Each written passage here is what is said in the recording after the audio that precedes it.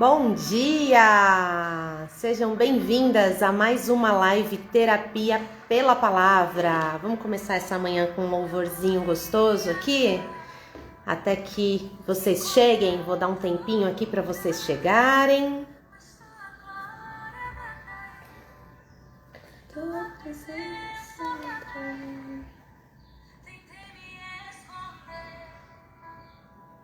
Venham chegando, hoje vamos falar sobre o poder da oração, comprovado pela ciência, hein, gente? Comprovado, que é mais interessante ainda, porque a gente sai da subjetividade. Vamos chegando, vou dar mais um minutinho aqui para vocês. Bom dia, meninas!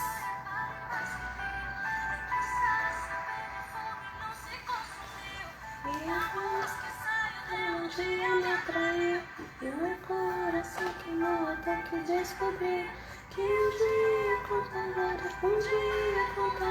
vale mais que mil. Bom dia, Maia! Bom dia, meninas! Vamos dar um tempinho aqui para as meninas chegarem, dar mais alguns segundinhos. Enquanto isso, a gente vai ouvindo esse louvor maravilhoso que fala que um dia com a glória de Deus vale mais do que mil.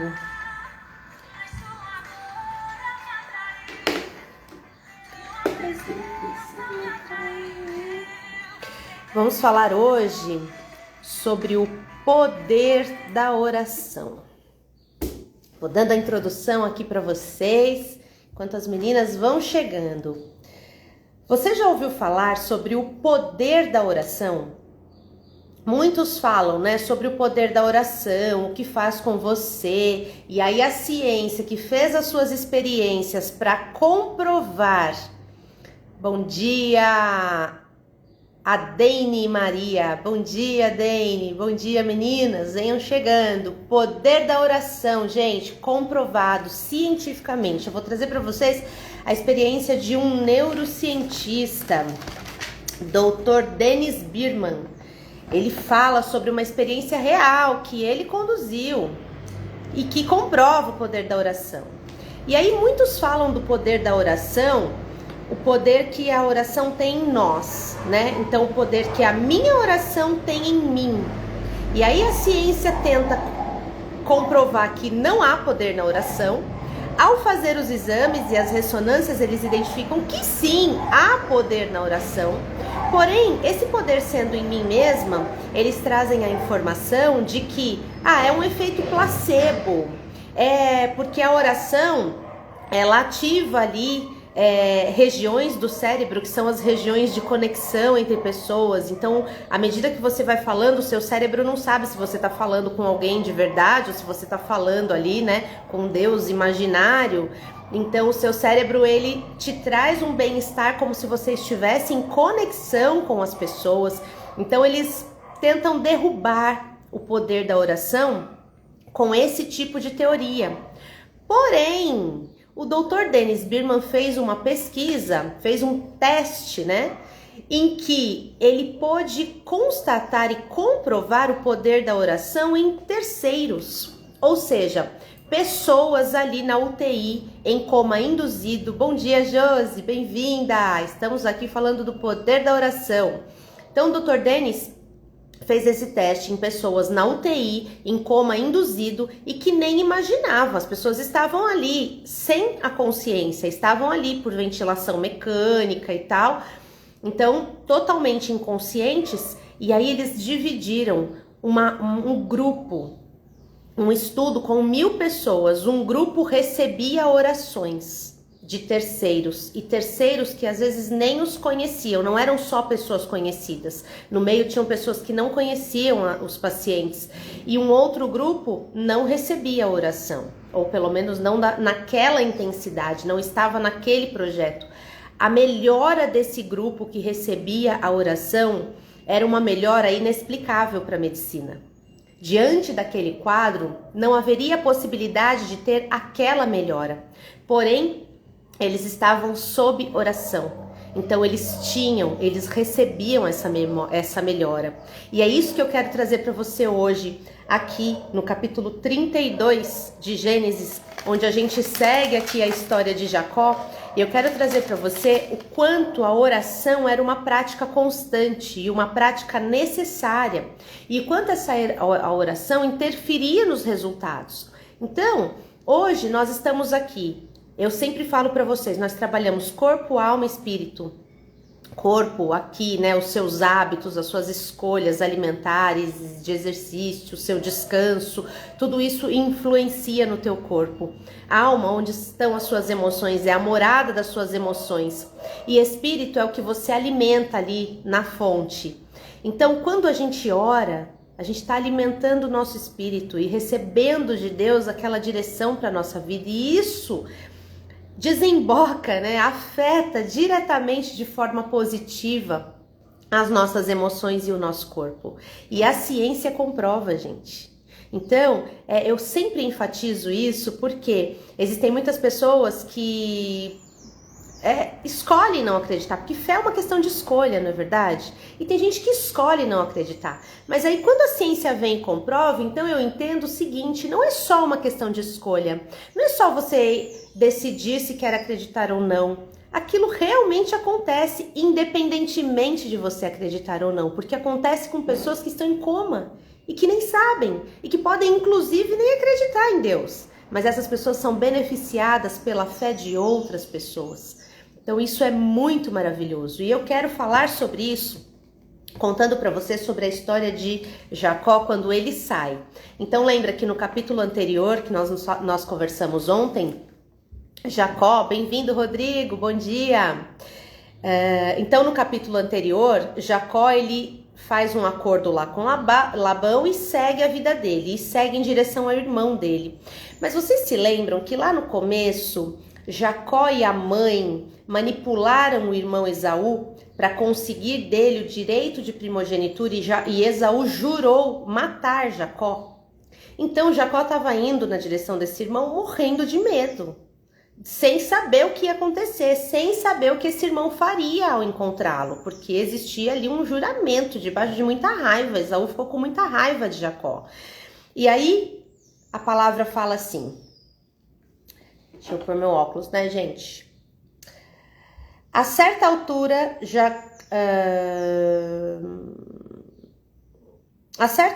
Jacó enviou mensageiros a seu irmão Esaú mais à frente, porque eles já estavam para chegar no lugar de destino, onde encontrariam Esaú, e aí Jacó enviou um mensageiro. E aí ele falou, digam o seguinte a meu senhor Esaú, ele já estava tratando Esaú como senhor dele, né? Mensageiro do seu servo Jacó, eu estava com Labão e só agora tive condições de sair de lá. Mensagem do seu servo Jacó. Eu estava com Labão e só agora tive condições de sair de lá. Consegui adquirir gado, jumentos, ovelhas, além de servos e servas. Meu senhor, digo essas coisas na esperança de que me aceite. Os mensageiros saem então para falar com Esaú, levam essa mensagem e voltam falando assim, nós falamos com seu irmão e ele está vindo ao seu encontro, mas está acompanhado de 400 homens. Jacó ficou desesperado. Meu irmão está vindo até mim com 400 homens, vem para me matar, ele vai matar todo mundo, ele vai acabar com a gente. Então, no momento ali do desespero dele, o que ele faz, gente? O que de melhor ele sabia fazer, que ele aprendeu com o pai Isaac, que aprendeu com o avô Abraão. Ele corre para os pés do Senhor, né? E ele fala, Deus de meu pai Abraão, Deus de meu pai Isaac, volte, o Senhor me disse, volte para a terra de seus pais e farei bem a você, porque ele estava voltando seguindo uma direção de Deus, lembra? No capítulo anterior. E aí ele fala toda a oração dele e no final ele diz, por favor, salva-me da fúria e da violência de meu irmão. Tenho medo de que ele venha e ataque a todos nós. E aí Deus responde para ele, eu serei bom para você. Tornarei seus descendentes como a areia do mar, tantos que não podem ser contados. Então Deus responde à oração dele e ele passa a noite ali mesmo. Ao passar a noite ali, Ele então prepara tudo que ele possuía e aí ele separa, mesmo tendo essa resposta de Deus, ele separa em 2 bandos. Ele separa os servos dele e fala: olha, vocês vão para um lado, os outros vão para esse, que aí se Esaú encontrar um dos 2 bandos, pelo menos um outro se salva, né? Parte de tudo que eu tenho se salva.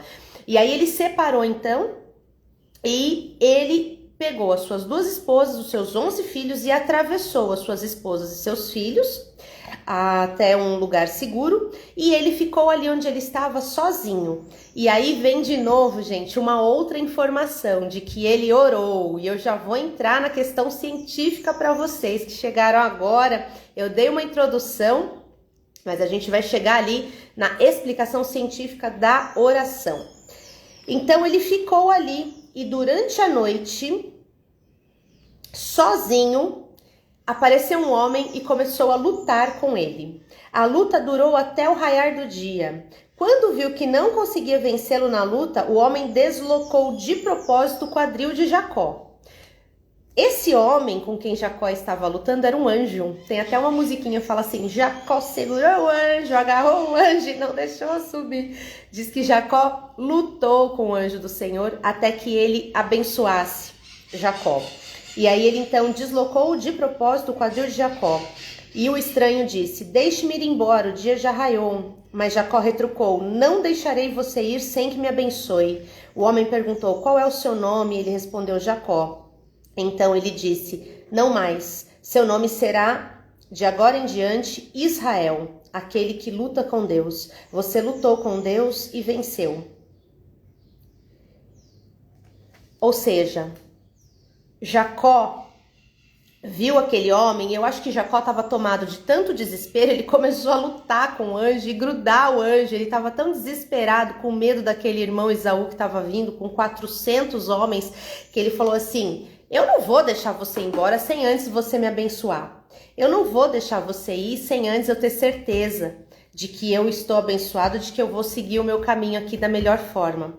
Então, o que a gente aprende aqui, né? Eu quero deixar para você 2 lições nessa passagem, nesse capítulo 32. Primeiro, existe poder na oração. E o que é esse poder? Para quem não estava desde o início, eu dei uma introdução, vou explicar agora um pouco mais detalhadamente. Existe um neurocientista, Dr. Dennis Birman, ele é brasileiro e ele liderou uma pesquisa com pessoas, com pacientes em coma e que receberam orações. Um grupo recebia orações e um outro grupo não, ou pelo menos não naquela intensidade, né, com todos aqueles voluntários e intercessores ali naquela pesquisa. Então, com isso ele comprova algo que a ciência, a princípio, a ciência fez. Existe na Pensilvânia, né, uma pesquisa muito intensa a respeito da oração, em que se comprovou que existem atividades no lobo frontal quando você ora. Então, através de ressonância magnética, se comprovou que existem atividades no lobo frontal, existem atividades no seu sistema límbico que libera aí os seus hormônios. E aí aqui, olha, diz que no momento dessas atividades, enquanto você está orando, o seu cérebro entende que você está em contato com alguém, que você está em conexão com alguma pessoa. E a partir dessa conexão, ele libera uma cascata de hormônios do bem-estar para você, principalmente dopamina e serotonina, que são hormônios do bem-estar, hormônios que ajudam você a administrar o estresse, a administrar aquelas sensações ruins que você está sentindo. Então, quantas pessoas, eu mesmo, gente, eu tenho uma experiência que foi muito marcante na minha vida. Eu era ainda, estava no início, né, da vida adulta, tinha 20 e poucos anos, estava na faculdade, morava com os meus avós em São Paulo e, enfim, eu sempre trago exemplos aqui da minha vida, porque por uma questão na infância, por uma ausência de pai e mãe, muitas questões ali que vocês ainda vão conhecer, principalmente aquelas que forem comigo para a comunidade Eu Sou Casa, a gente vai se aprofundar muito, uma conhecendo a história da outra, mas questões ali importantes que aconteceram comigo e que foram norteando a minha vida. Então, às vezes você pode até pensar, nossa, mas tudo aconteceu com ela, né? Porque eu trago bastante exemplos aqui do que aconteceu com a minha vida. E não foi tudo, mas foram muitas coisas. Muitas coisas aconteceram a partir dessa primeira falha na primeira infância. E lá na nossa comunidade eu vou explicar para você, ensinar o que acontece com a sua formação quando você tem ali todas as suas experiências da primeira infância, do 0 até os 7 anos. Então toda essa sua formação vai nortear a sua vida adulta, porque a maior parte da sua formação emocional é nessa primeira infância. E a minha primeira infância foi muito ruim, foi muito traumática. Então tudo isso norteou toda uma vida, até que eu consegui me compreender, entender o que acontecia comigo e reverter esse quadro. Graças a Deus, foi possível fazer isso com trabalho terapêutico, com muito relacionamento com Deus. Então houve, né, a conversão dessa rota. Mas até que isso acontecesse, eu passava por muitas coisas. Eu nunca caí em depressão, porque eu falo, né, que eu sempre fui teimosa até pra isso. Porque quando eu percebia que eu tava ficando mal, não, tem que fazer alguma coisa aqui. Mas isso vai de cada um, tá, gente? Tem pessoas que não têm condição, que não dão conta de lidar com a depressão e de fazer esse movimento que eu fazia. E que eu não fazia sozinha, eu fazia principalmente pela força de Deus. Não era na minha força, era na força dele.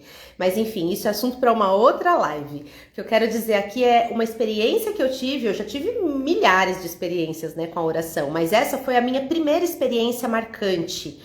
Que foi, então, quando eu morava com os meus avós. E eu me lembro que eu acordei num dia, meu coração parece que alguém veio assim, espremeu meu coração. Sabe quando você abre o olho assim, parece que te falta até o ar?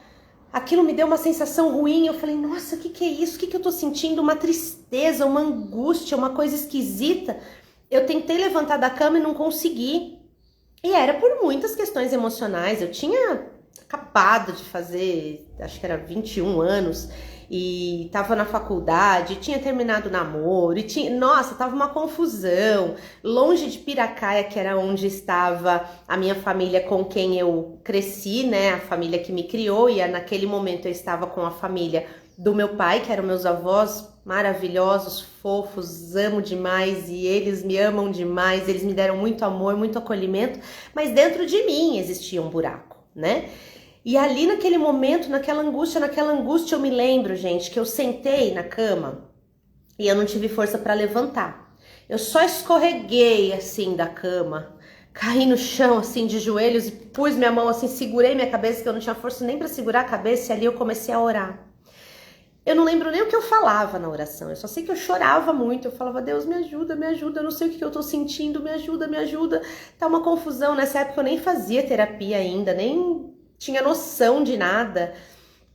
E aí eu chorando muito ali, eu me lembro que eu dormi naquela posição. A última lembrança que eu tinha, assim, depois, na hora que eu acordei, que eu parei para pensar, né, em toda a cena, a última lembrança que tinha era eu escorregando da cama, ajoelhando e segurando assim a minha cabeça e orando, chorando. E daqui a pouco eu acordei. Só que o daqui a pouco não foi daqui a pouco.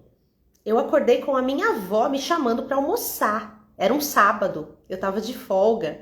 E a minha avó, filha, tá tudo bem aí? Porque eu não era de dormir até esse horário. Tá tudo bem aí? E entrou no quarto. Daí eu acordei assim, ela, o que você tá fazendo no chão?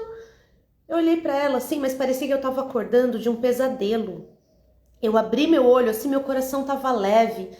O ar fluía e eu olhei pra ela, o que você tá fazendo aí? Eu falei, vó, eu não sei também. Deixa eu tentar entender aqui o que aconteceu, daí eu te explico. Aí eu fiquei ali um pouco, enfim, aí depois eu fui almoçar e eu contei pra ela, e minha avó é uma mulher de muita fé, né?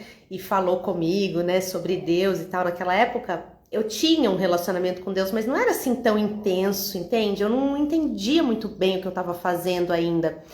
E, enfim, aí ela conversou comigo e tal, e eu entendi o que aconteceu ali.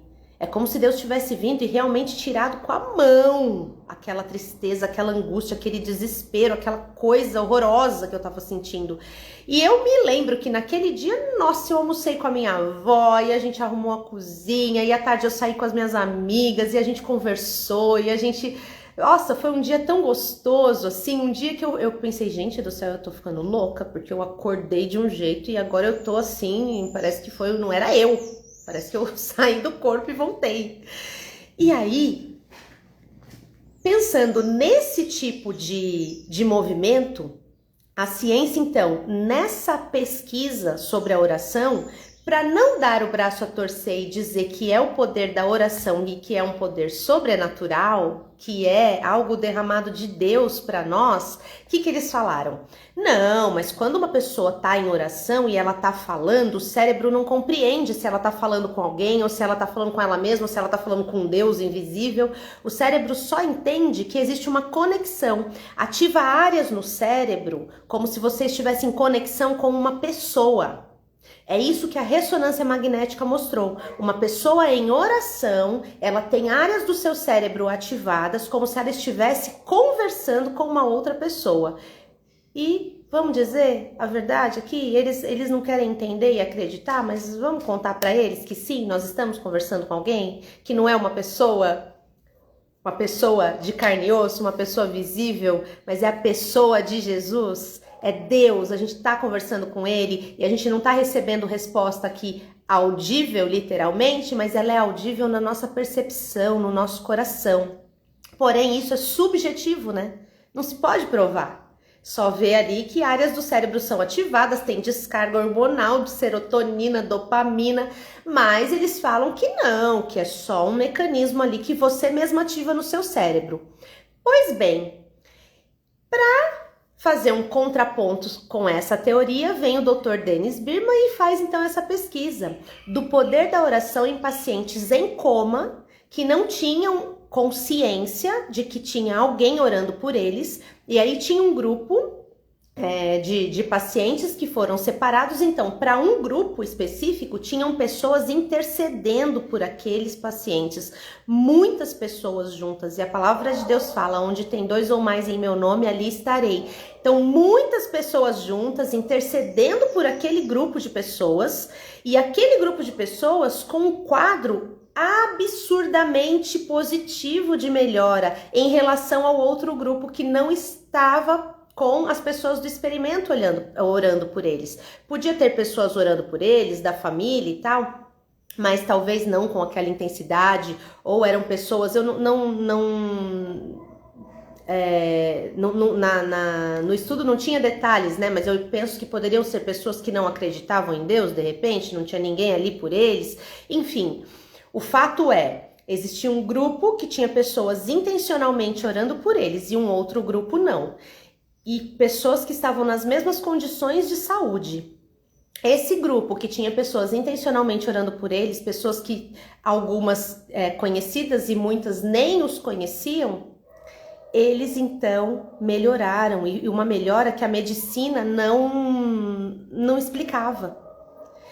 Com isso, a gente derruba a primeira teoria de que a oração, quando é de mim para mim mesma, acontece o mover dentro de mim só porque o meu cérebro acha que eu tô falando com alguém, né? Porque é um efeito placebo. Não. E quando é para pessoas que estão ali em coma e que nem sabem? Então, eles não estão sob esse efeito placebo. Então, a oração, ela tem poder. E existem exames, ressonância magnética, estudos seríssimos e profundos comprovando isso. E é isso que eu quero deixar hoje para você. Primeira lição de hoje, primeira sugestão para você trazer para sua vida aí como uma verdade e experimentar. Se você não quiser acreditar no que eu tô falando, não precisa, tá? Faz você mesma a sua experiência. Vai você mesma e faz o seu movimento. E tenta, e vê o que isso vai promover em você e nas pessoas que você ama. E aí, então essa é a primeira coisa. E a segunda coisa é, existem cicatrizes aí em você, como houve cicatriz aqui em Jacó. Jacó lutou com o anjo feriu o quadril dele e ele, a palavra fala que ele, a partir daí, ele passou a mancar. Então ele ficou com uma marca no corpo dele daquela luta. E essa marca não era para ele se entristecer, não, era na verdade para ele se lembrar do que aconteceu com ele. Olha, Josi, eu vi essa pesquisa, é fantástica, é isso mesmo, Josi, que bom que você viu. Se quiser compartilhar alguma coisa, complementar alguma informação aqui pra gente, fique à vontade, viu? Essa pesquisa é maravilhosa mesmo. E então assim, Jacó, ele ficou com uma marca no corpo dele a partir dessa luta. E aí eu te pergunto, quantas marcas tem aí no seu corpo ou na sua alma? Eu, como já falei aqui para vocês, eu tenho marcas no meu corpo de cirurgias que eu precisei fazer, de um acidente muito grave que eu sofri, e marcas, inclusive essa semana eu estava experimentando um vestido que no sábado eu vou ser madrinha de casamento, e eu escolhi o vestido sem nem me lembrar da questão das minhas costas, que eu tenho um corte grande nas costas e o vestido tem uma abertura nas costas. E antes isso me incomodava demais, eu não queria usar, né? E aí eu nem me lembrei. E aí essa semana, quando eu tava experimentando o vestido ali, né, pra organizar direitinho, ver como é que ia ficar, daí que eu viro assim, eu falei, nossa, minha cicatriz ficou inteira pra fora. Mas eu olhei aquilo e pensei, tá tudo bem. Faz parte do meu corpo. Essa cicatriz é minha.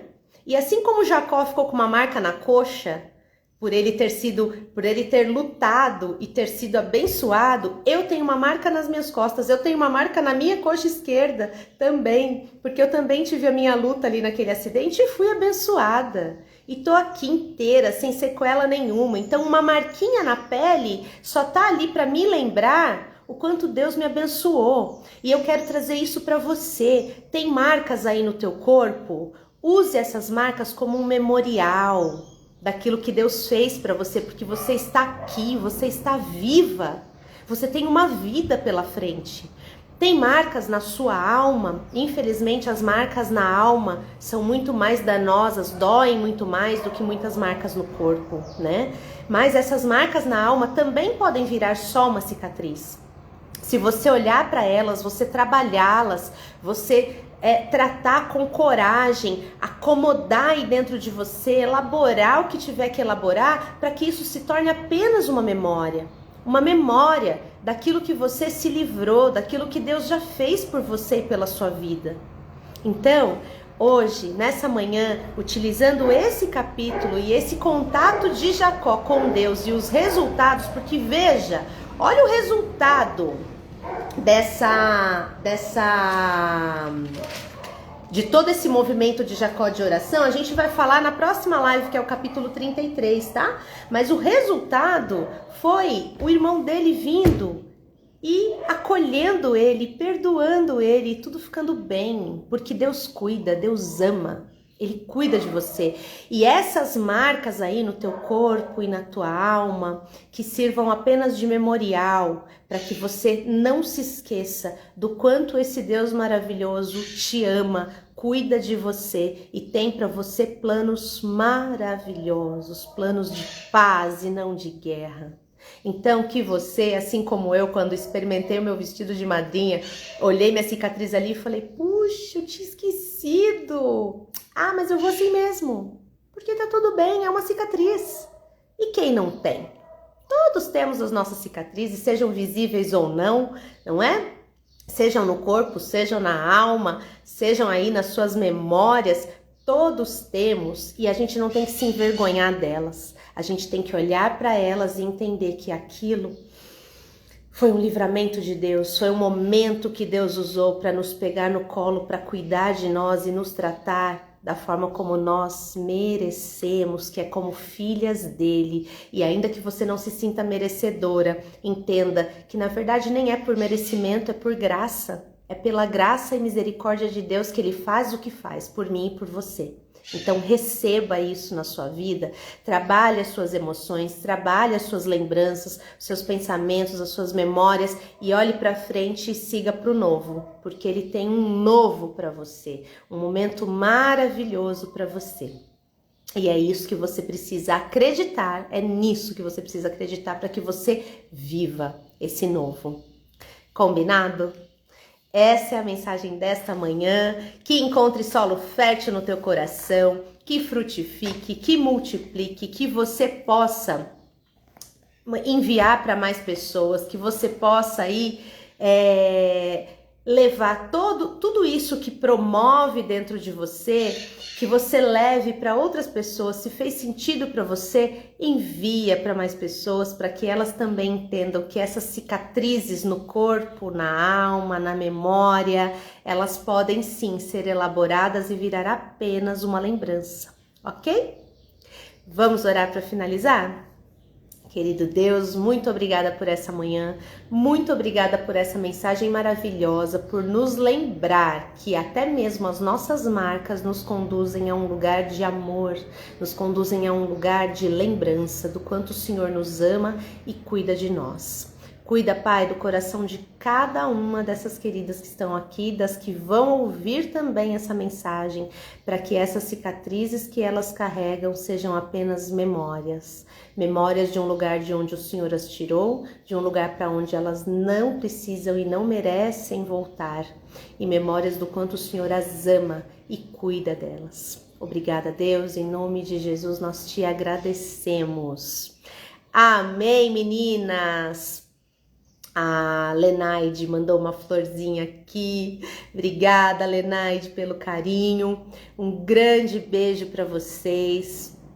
Espero que essa mensagem tenha realmente encontrado um lugar assim de muito espaço no coração de vocês e que ela se amplie, que ela multiplique no coração de vocês, tá? E que vocês desaguem. Amém, Lenaide? Que vocês desaguem essa mensagem aí, transbordem na vida de outras pessoas, tá bom? E vem aí a comunidade Eu Sou Casa, para que vocês se inscrevam, se você ainda não entrou no grupo, para receber quando a comunidade vai ser aberta e também para participar ali das informações para a formação dessa comunidade, entra no grupo, o link está na bio, para que vocês recebam em primeira mão a abertura da comunidade, onde a gente vai aprender muito mais sobre ciência, sobre essas informações que a ciência já vem nos comprovando, sobre psicanálise, constelação sistêmica familiar e tudo isso debaixo da palavra de Deus, sendo guiada pelo seu relacionamento com Deus, ok?